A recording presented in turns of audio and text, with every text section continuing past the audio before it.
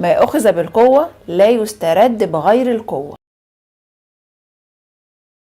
من نهاية 67. والمقولة دي بتتردد على لسان الجميع، وخصوصا بقى مع وصول كل الحلول السلمية والدبلوماسية لطريق مسدود، على اعتقاد منهم ان الواقع هيفرض نفسه وسيبقى الوضع كما هو عليه. اكتر حاجة زودت الموضوع سوء هو وصول كيسنجر ذات الاصول اليهودية لمنصب وزير الخارجية الامريكي، وده غير اصلا ان هو مستشار الرئيس للامن القومي. مع احتفالات اكتوبر كل سنة بيطرح نفس السؤال، هو مين اللي انتصر في 73؟ وما بين سير الحقائق والأكاذيب جت لجنة أجرانات اللي انعقدت بعد 40 سنة من الحدث عشان تأكد على الحقيقة، في ظل كتير من أحداث التمويه والخداع الاستراتيجي ومحاولة لفت نظر الجانب التاني لأي شيء تاني غير اللي هيحصل فعلا أو غير الحدث المنتظر. في نفس اللحظة دي كان في إعداد تسليحي وبشري ومحاولة تهيئة المكان وتهيئة الأجواء استعدادا للمواجهة اللي بالتأكيد مش هتكون سهلة، خصوصا مع المزاعم والأخبار والتهويل من قوة الطرف التاني، وده غير محاولة التنسيق مع الدول المحيطة للدعم المادي والعسكري. وكل ده طبعا بيحصل في السكرتة، لكن ايه اللي ظاهر؟ لحد الساعة 2:05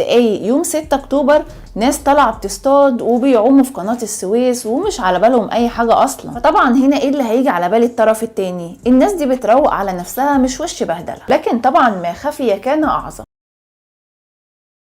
واللي اعتمدت بشكل أساسي جدا بعد الإعداد على المفاجأة وإفشال خطط التعبئة. يعني بكل بساطة تفاجئ الجانب التاني وفي نفس الوقت ما تدلوش فرصة ان هو يلحق يفوق اصلا من اللي هو حصل معاه. واللي ساعد طبعا على حاجة زي كده ان اختيار اليوم كان مدروس جدا، لانه جه في يوم عيد الغفران واللي الكل فيه كان واخد وضع الاسترخاء والاتصالات كانت محدودة جدا. في البداية السوفيتي ما كانوش متعاونين معانا فاضطردوا بخبرائهم، لكن تعاونوا بعد كده بشكل ما. الاعداد البشري كان تمام جدا، الخداع الاستراتيجي ومحاولة التمويه ولفت نظر الجانب التاني لأي شيء تاني غير الحدث المنتظر كان تمام جدا وفي أفضل حالاته. لكن الشيء اللي ما كانش في أفضل حالاته هو التسليح، الإعداد التسليحي. لكن اللي ساعد في النقطة دي هو عنصر المفاجأة، واللي بيأكد على كده الكلام اللي جه على لسان موشي ديان، إن المصريين يحتاجون إلى سلاح المهندسين الأمريكي والسوفيتي معا لتنفيذ هذه المهمة. وده على حسب اللي جه في مذكرات الفريق الشاذلي. لكن اكتر حاجة ساعدت على انتشار الفكر ده هو بعد وصول السادات وتخلصه من خصومه،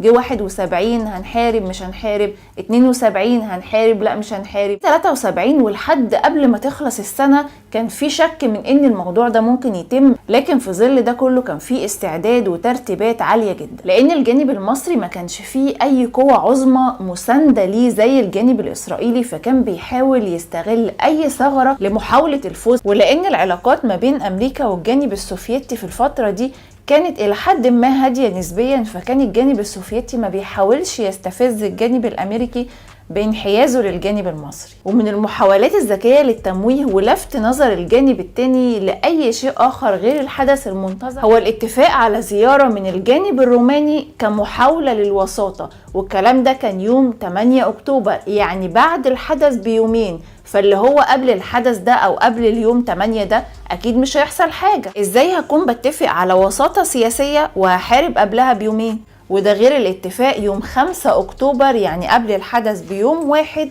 على مقابلة تتم ما بين أشرف غربال السفير المصري وقتها وكيسنجر لمحاولة للوصول لحلول سلمية. وده غير ان توقيت الحدث نفسه ما تقالش لأي حد، حتى الدول الداعمة، حتى التنسيق السياسي عشان يقفلوا باب المندب تم لأي أسباب تانية غير أسباب الحرب نفسها. الماكينات اللي جم يشتروها من بريطانيا واللي هتساعدهم على هدم الساتر الترابي اشتروها تحت ستار انه مشروع زراعي كبير. ده غير الدعاية الكبيرة جدا على ان الضباط واسرهم هيطلعوا رحلات عمرة في فترة رمضان. يعني بمعنى اوضح الناس دي مش ناوية تدخل في اي حرب اطلاقا.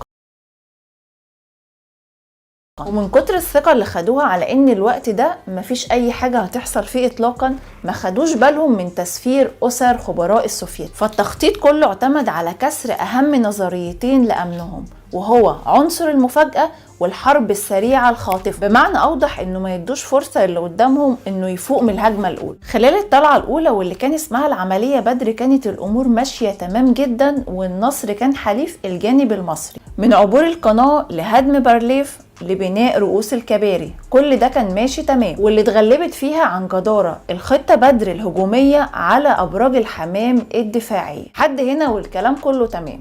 المشكلة ونقطة الخلاف حصلت خلال الوقفة التعبوية لما الجانب السوري احتاج لمساعدة في الجولان.